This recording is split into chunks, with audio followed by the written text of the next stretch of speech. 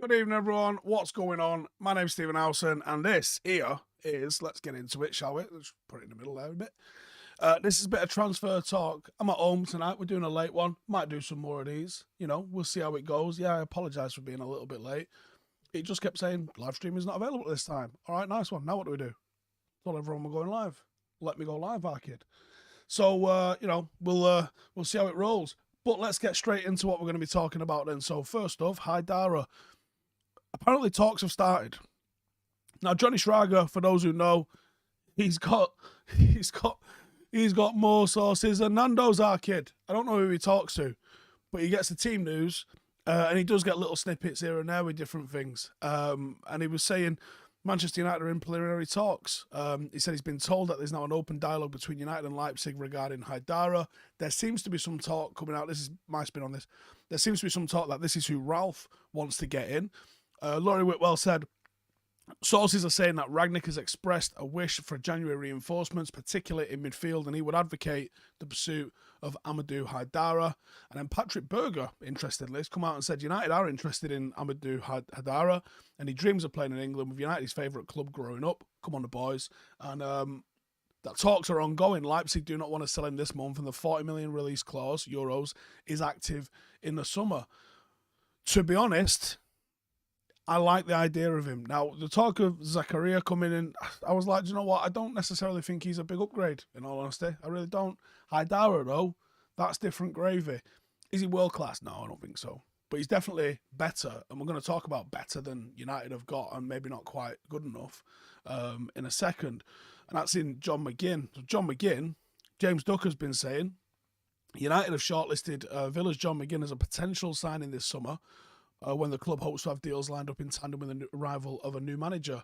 This is interesting because this is the start of Manchester United becoming a place where the director of football makes the signings and decides the direction of the football club, and a head coach comes in.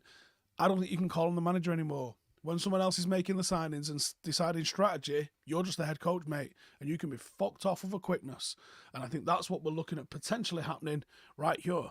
So John McGinn, he's supposedly a bit of a dressing room leader for Aston Villa and obviously Scotland. Caught the eye of Darren Fletcher and Sir Alex Ferguson.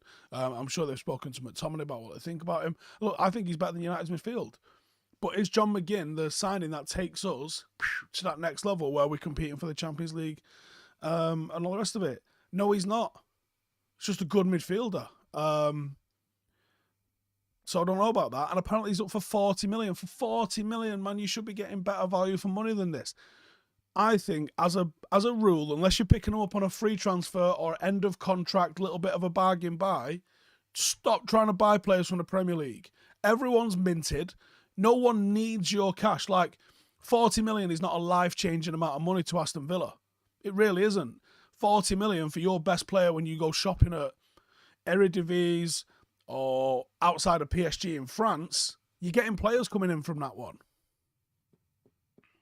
40 million in the Premier League is getting you nothing. Like, we were talking about Calvert-Lewin maybe. I think Calvert-Lewin's a decent little striker. You know, first choice, yeah, on a every now and then, maybe, but you bring in a better striker and Calvert-Lewin's your rotation option. Oh, now you're in a good position. But you're going to have to pay 80 million, 70 million for him. That's not what a 70 million striker does. No, you got Haaland going for probably 60 on his release clause. This is absolutely bonkers. Don't go shopping in the Premier League. On Dennis Zakaria, Laurie Whitwell said that Zakaria has not convinced United scouts of his long-term suitability, even if his transfer value is reduced due to his contract expiring in June. Now, there was a few people sort of mentioned this, and I will come to the comments in a sec. They're just off to this side, so I've got to really jump over and have a look at them. I felt like there was a little bit of a, is he for sale? Go get him with Zakaria. But I don't think he's that good. I don't think he's an upgrade. Like, we'd get him and go, actually, he's just fucking like Fred, innit? You've got to improve. You don't just buy players that are the same ability as players that you got. You've got to leapfrog them and make them really better, ideally. And he ain't really better. He's all right. Like, and I know it's only 6 million, or it's not much of a risk, is it? No, it's not. But you know what? This board I like. You buy him, you ain't getting any more presents. That's it. That's your birthday and Christmas in one, mate. Yeah, you're not getting any more now. Onto the potential worry and stuff. In fact, Joe, I'm going to come to the comments for a second. Let's see what you guys are saying. Fergie himself said 2 or 3 years ago he'd buy John McGinn. Is a United type player. John Shepherd says Haidara can apparently play right back too, which would be a bonus. KOTH mate says, good evening, Howson. Hope you're well. Mint content as per. I'm all right. Thanks for asking. Is the money now Premier League clubs are asking too much for the best player? Wouldn't be like that in the past. Yet everyone's got cash. Tielemans and Neves. There you go. Tielemans supposedly wants out, doesn't it? Or wants a fat contract. Can Leicester compete with what United would offer? Don't think so. Still both young. Still got a lot of Premier League experience. And probably get a pair of them with change out of 100 million, wouldn't you? Now you're talking. Otherwise, what's your options? You go and get Bellingham or Rice for the cost of both of those. No, you've got to improve as many positions as possible. United need to stop spending money on these shiny things that are going to do loads of retweets because it's a hot name and actually buy players that are going to improve the football team on a regular basis. Moada says, but Zakaria is a proper DM. No, we don't have one of them, no. But he's still not... It doesn't matter if he's a proper defensive midfielder. I'm a left back. I'm not very good, though. You kind of got to be pretty good. Amir says, if I was still in Afghanistan, would I have taken Fred in my platoon? Probably. Guy's a grafter. Advantages of Rangnick is his eye for young talent in Europe, says Notch. Yeah, supposedly that's one of them, innit? So you've got to look at some of the players that he signed. You got to go with him on that. Who would I get? If I could get, I'd have to have a pretty real look into it. There's so many out there. Like, you don't really have to go and there's only one player that would improve us. There's millions. There's literally millions that you could go and get. Doesn't even take Xhaka's spot for Switzerland. That's the thing. There you go. Akash says, my God, Tielemans and Neves in the same midfield. That sounds good. Do you know what I'm saying? You'd go with that, wouldn't you? You'd be like, yes, give me a bit of that. I'm having some of that. That does me. Elliot says, I think we're going to end up signing no one. I've been telling you that we're probably signing no one for how long? The word from United, not officially, obviously, is unless it's a long-term youth target, and in my opinion, that's like Bellingham, although I think, fuck it, quote me on this if you want, I think United quite like the idea of Tariq Lamptey. Whether or not we try and get him, like I've just been preaching for the last 10 minutes, don't buy players from the Premier League. They cost too much. Maybe that we've inquired and been told that he's a bit expensive. How's my mental health right now out of 10? I'm in a pretty good spot, to be honest. Cheers for asking. I'm looking at doing a documentary on it, though. There's a lot of things that I probably need to tell that are probably worth getting out there that might help other people, and I'm going to try and look to do that. It's going to take a couple of years to film, though, so don't expect that out anytime soon. Seth says, Haidara would be really nice for the pivot. I love his energy. Carter says, do I think United is as desirable as it used to be? Does it make players stay away coming from Old Trafford? No. The fact that we just signed Cristiano Ronaldo in the summer, I don't think you can say that, mate. Tielemans, Neves and Bellingham probably dreaming. Definitely dreaming. I mean, that's 250 million on a midfield, isn't it? United ain't going to do that, mate. Relax. Do I fear for Neves' mobility? No. Not when I've seen Matic play well in a midfield. Would I recall Garner now? I'd be really tempted to recall Garner now, but I think I'd also be pretty tempted to say, do you know what? No, you stay and go and complete a full season and show us what you're all about. Because if he's not going to play every week, he ain't going to develop. He's going to develop more by staying where he is than from coming here. But, you know, I think there's a Premier League player in there. Whether or not it's for United is definitely up for debate.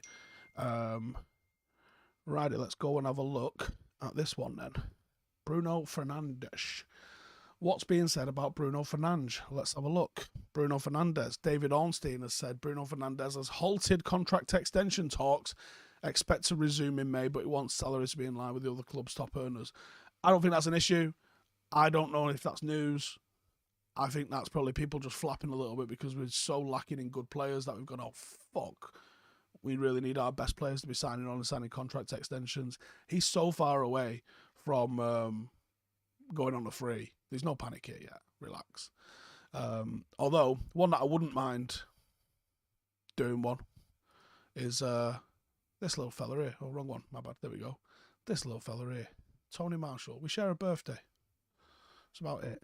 Romano said he's turned down approaches from both Newcastle and from Tottenham, and he's not interested in a loan move to another English club. For all the people that want to defend Anthony Martial, oh, Ralph said he could go, but he's not letting him go. Listen, saying you can go, one thing. Letting you go for free is not the same thing. And also, if you want to go, then go. There's some options on the table. Go to Newcastle. Oh, no. Don't want to go there. Well, where do you want to go? Supposedly, Juventus and Barcelona are in the mix. I don't know which copy of which DVD they've got, whether they're thinking that Anthony Martial would be a good signing, because it's not the one I've seen. I'll tell you that for free. Where do you think you're going to go? Tottenham and Newcastle is your level, Anthony. If you really want to go, say, do you know what? Yeah, fuck it. I'll take a pay cut and I'll get in the mixer. But will you do that? Don't fucking think so. And that is the crux of the problem, innit? Righty, so what y'all are saying in the comments. Who do I prefer to play CDM for Paddock? I don't think we're at our strongest in midfield at Paddock. I think that's the area that I think I've got the most to improve on. Cameron, annoyingly, right, because he's a dick, innit? But Cameron's a really good midfielder. He's just an absolute pain in the dick. But he's never available because he's always producing on the fan channel. So that's a nightmare. Especially like this week, we're kicking off at 3 o'clock, so I'm not going to get to watch the match until afterwards. Nice one, lads. So I probably won't be doing a live after the game because I need to watch it back. So you need to give me a couple of hours to watch it back.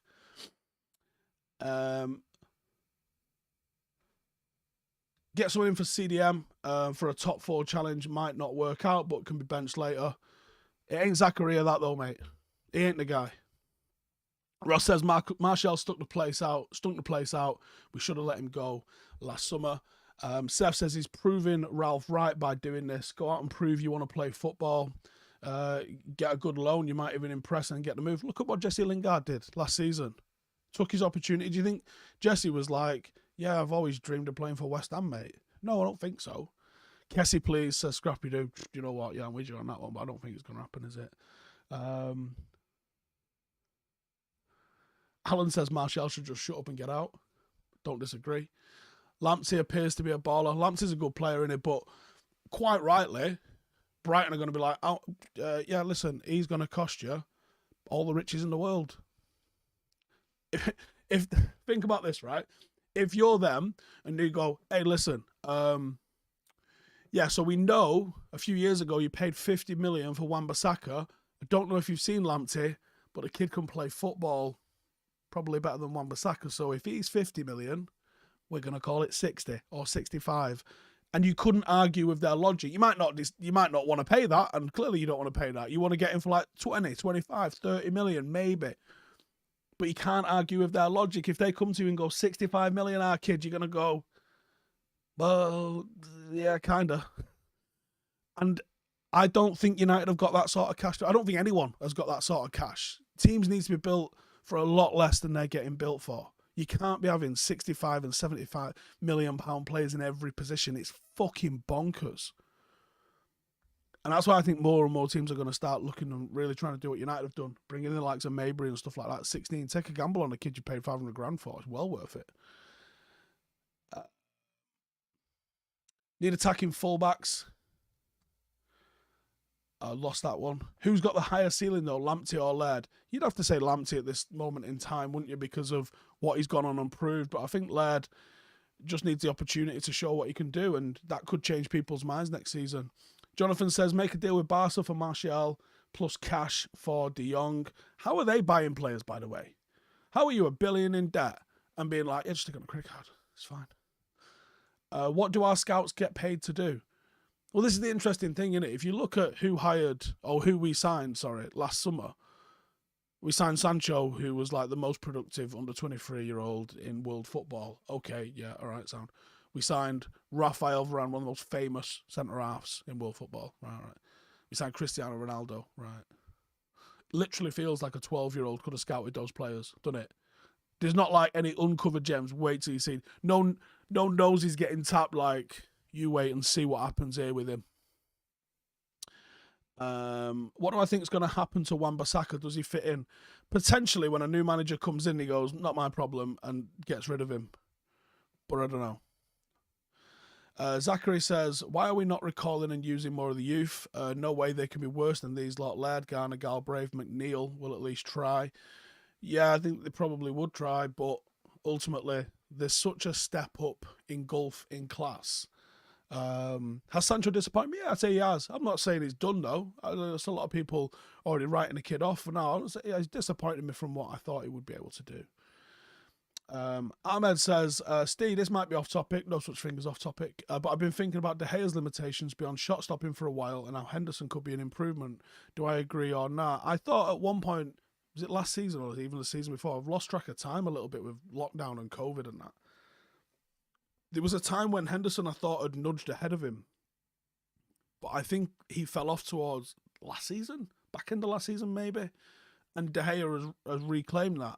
But De Gea's got his limitations. I agree his distribution is not great. Outside of his shot stopping, there's a lot of issues with De Gea. Command of his box, claiming of crosses, distribution, sweeping up. They can all be massively, massively improved. But again, because we're mismanaged, we've given Hendo like 130 grand a week, something like that. He's one of the top 4 or 5 most highly paid goalkeepers in Britain. How would I rate Pujmal and Traore in the current midfield? Well, Traore was never very good. Traore, I think, was a little bit physical, but he was never good. He never shone in the slightest. And Pujmal came with this reputation as being a bit of a wonder kid. He was great at set pieces. Found his home actually as a bit of a right back rather than playing in central midfield, and never really grew.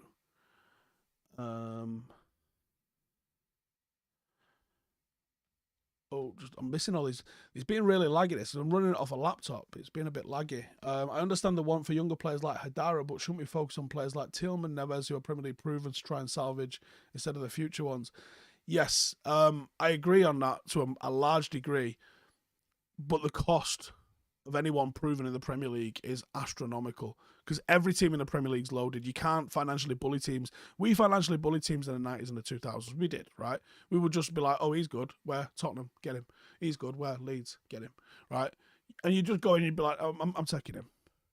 And the clubs wouldn't be able to do anything about it. And you just have to sell them us. Now, they can be like, look at Leicester's got 80 million out of us, cash, real money for Harry Maguire. It was a 30, 40 million pound at best. But he comes on the back of a good World Cup where he had memes about him, big old slab head, and he also plays for a Premier League team that doesn't need the money. And then that's how you end up with crazy transfer fees. De Gea isn't modern or old school. No, he's not. He isn't. That's a great point, actually. Will our wage structure ever be sorted out? Says James. Listen, mate, I actually think it's significantly better than it was a few years ago when Sanchez was here. But I think the De Gea contract extension and the Henderson contract extension happened during that time. We will find out. Whether or not we're still in that sort of mixer if we give Paul Pogba $500,000 a week. Kean says, how can De Gea not play simple passes out from the back after all these years? He used to be able to. He used to have like a little dink over the top when Eric Steele was here. Like his first early years, it was one of his best attributes, like confident ball playing. Maybe it was the players he was passing it to, because at the moment, that ball that he plays, he still plays it, but he plays it out to Wan-Bissaka, so it's a throw-in 9 times out of 10. Hopefully we don't see Poch as a new boss come summer. Ugh. Really don't want to do that. Laird left back, Lamptey right back. Jesus. That's not bad, is it? Oh, someone says, good enough for JLFC. JLFC just got their fucking fan cam, didn't they, this week? Under Mourinho, David had great distribution. Not really. He just twatted it long and Fellaini chested it. I wouldn't say it was great distribution. Going back to when Sir Alex retired, I would love to see someone like Martin O'Neill take over. Martin O'Neill did all right. What was his? Let's Google it. I know he's been Ireland manager. just going to have a wee Google, see where he's actually had his last job. Was that his last job? Is what I want to know. Because obviously he was at Villa, but was Villa his last one? Nottingham Forest, but that was only, what, 19 games. Republic of Ireland, Sunderland. Jesus, I never even had him. In my head, he never was at Sunderland. He had a 75.5% win ratio at Celtic. I'm not going to say it. You can guess what I was going to say. 53% win ratio with Wickham, though, in the 90s. That's fucking unreal. 45% with Norwich City. That was only for 6 months. Leicester, it wasn't great, you know. In my head, it was a lot better than that with Leicester. But mind you, he did do 223 games. Went from Leicester, where it was 38% win ratio, to Celtic, where he nearly doubled it. And then he had a pretty good one with Villa. 42% over, what's that, 4 years? And then it was shit with Sunderland. 31% win ratio with Sunderland. 34% with Northern Ireland, with Republic of Ireland, apologies. And then it's 42, the last job that he had there, 6 months with Nottingham Forest. I bet he's an interesting chat, isn't he? Obviously played under Clough at Forest. It'd be really interesting to see, you know, what he'd have to say on a few things. Do I believe the players are not liking the training sessions under Ralph? Would love to know if so. I haven't heard off anyone what the sessions are like under Ralph. What kills me is the mentality of every young player we buy. We have to buy 30-year-old strikers to have someone with balls. If you've not seen what I did today with Rio, we did a podcast today, and we was talking specifically about what the mentality like and what he thought about the mentality at Old Trafford, at Carrington when he arrived. Obviously, some leaders when he arrived into the dressing room, and what constituted as extras. And someone made a great comment. Even though Rio was talking about he'd get in early and he'd get in the gym, that was always a thingy. And Roy Keane used to call meetings if he thought some of the younger players weren't doing enough extras. Can you imagine Harry Maguire calling people in now?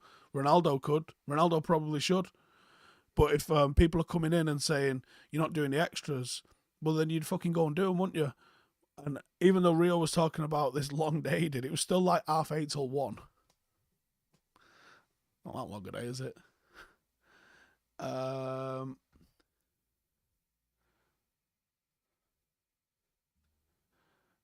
Martin O'Neill and Roy Keane, what a duo, what a duo. It's hard to narrow it down to one country, but can you give me a few? Which country would you like us to scout in the most?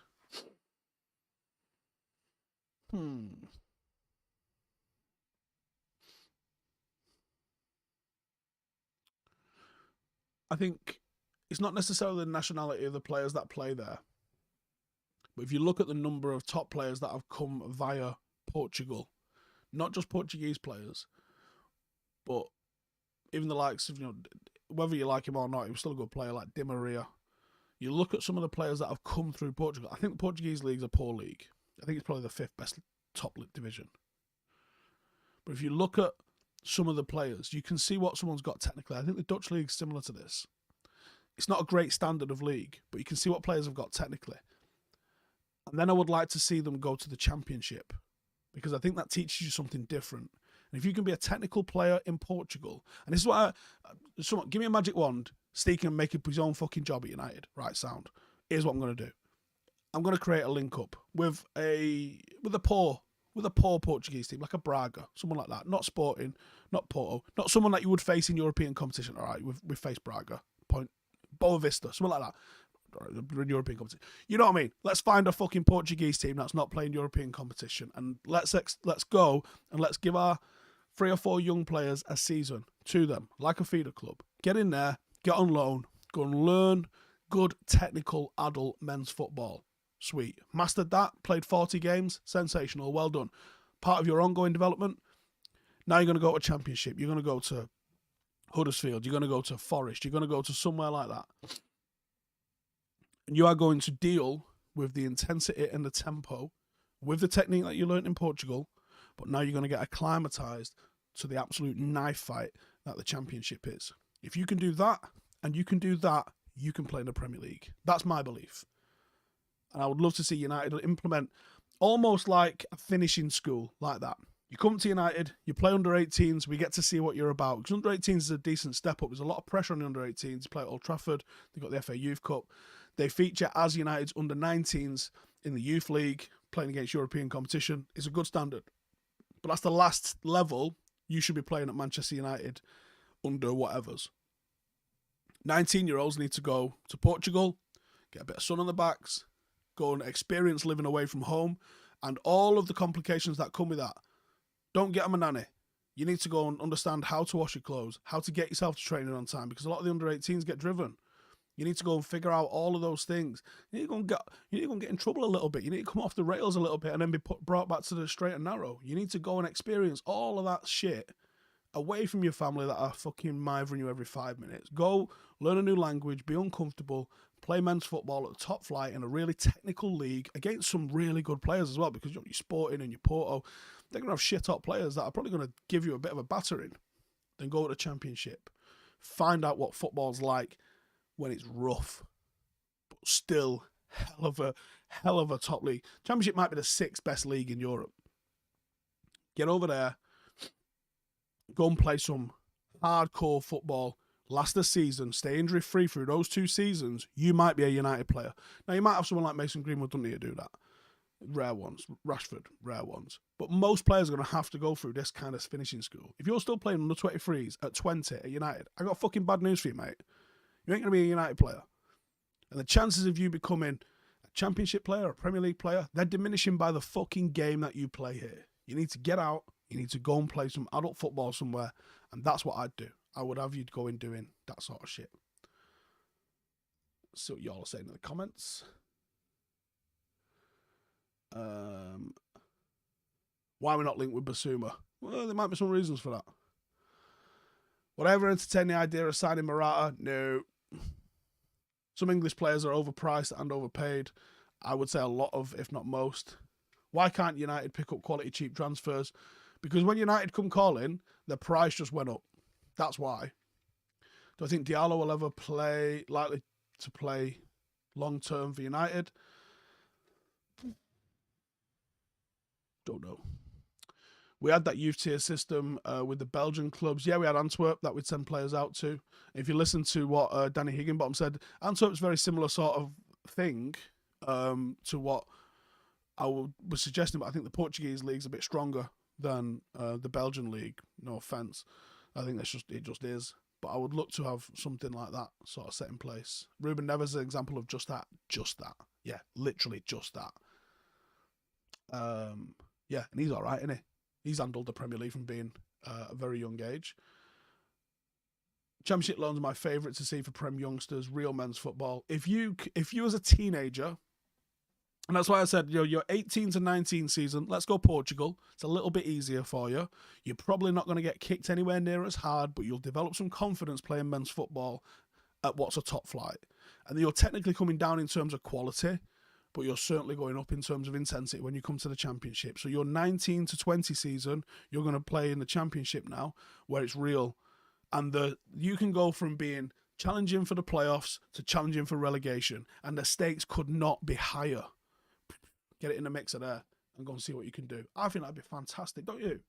Like someone said, let's call it Project Ruben Neves is what we're going to call it. Then at 21, you can start making that your first full season in the Premier League. And guess who started doing that?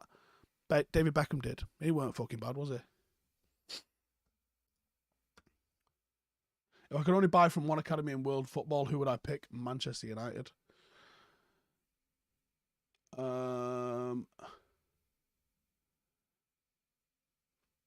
We need to find the next Cavani. Oh, can you imagine? If he'd have come here in his 20s, we'd have had statues of the fucking handsome Uruguayan bastard.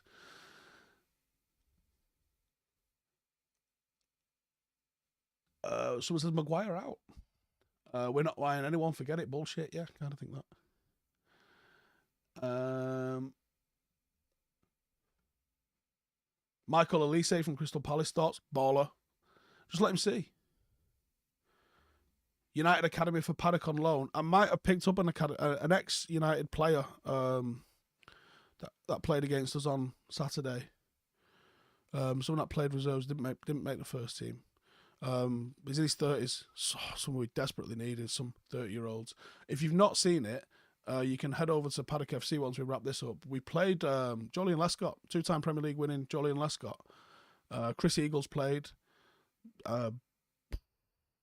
Barbados International was playing in it. We just had a training game on Saturday. Our league game got cancelled, so took a training game. Lescott played. We lost 4-1. Some really good stuff from us in though. Tried to use it as a training game. We're working currently on playing through thirds. There's a couple of nice real one-touch, like 8, 9, 10 pass moves where we've done it one-touch. Very happy with that. But there's also still a lot for us to work on. I mean, we've just had a series of real tough games. We played Ramsbottom before Christmas, their Step 4 team. Ramsbottom are as far away from us as they are from Sunderland, so we lost 2-0 in that. But, that's the sort of games I like to take. We played Macclesfield 2 weeks ago, lost 7-0, proper bumming. And then we played like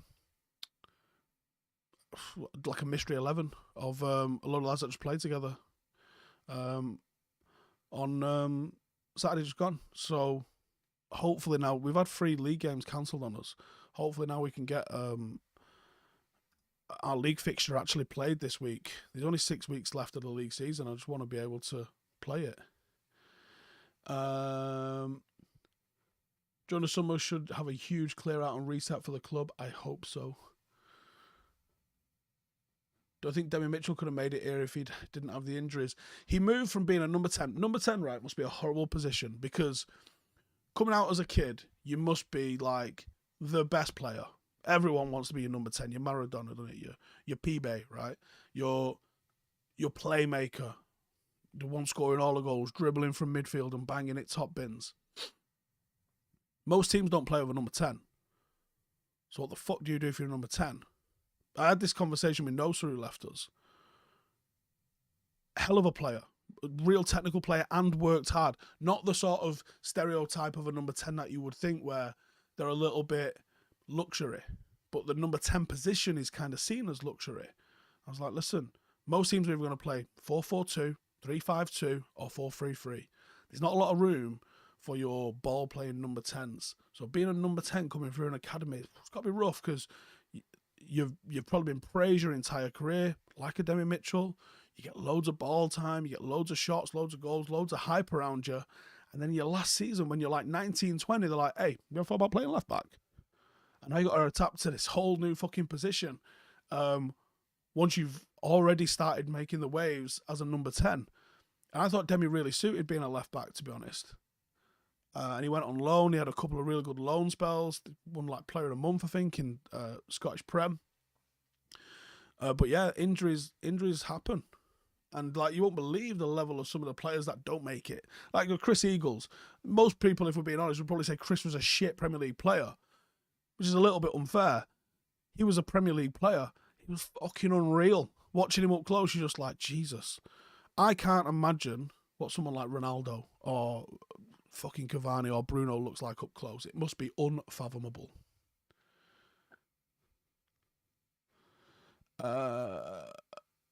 Is a Bebe return on the cards? Imagine the outrage if we signed him now. Is Pogba back training with the squad? No idea. Is it wrong to sign a player for the next manager? What if they don't actually want them? Well, I think the club's moving in that direction either way, where we become the sort of place where we decide who we're signing for whoever we're signing. And I don't think there's anything anyone's going to do about it. I think the day you signed Mourinho, we became one of those teams. Thoughts on a Brentford model of signing players? Did a video on Brentford at the start of the season. I got a lot of admiration for what they've done and how they've done it. And I would love to see United go down a more sensible, planned sort of route like that. We just feel like we're too reactionary because we don't have the confidence in what we're doing because we're run by fucking idiots for the most part. But there you go. What tier of Paddock in? We are currently in at level 13. It's not technically as a tier where we can't get automatic promotion from here to the Premier League. But we can. We have got an application in for Step 7. Technically, if we get that application accepted, we will be able to, theoretically, we're not going to do it, but we should theoretically be able to say we go all the way through to the Premier League with like fucking 12 promotions. It's not going to happen, is it? But it's theoretic. But anyway, cheers for tuning in, everyone. Go check out the game from weekend if you're interested to see what a two-time Premier League player who's still in his 30s, by the way, and still looks good. Looks playing up against a load of failed Academy Saturday League players. But I think it's been good for our lads, some of these games, and hopefully we'll see that come Saturday. Hopefully we get another league game played because it's been weeks since we had one. But have a good evening, everybody, and enjoy whatever you're going to do for the rest of the night. Laters.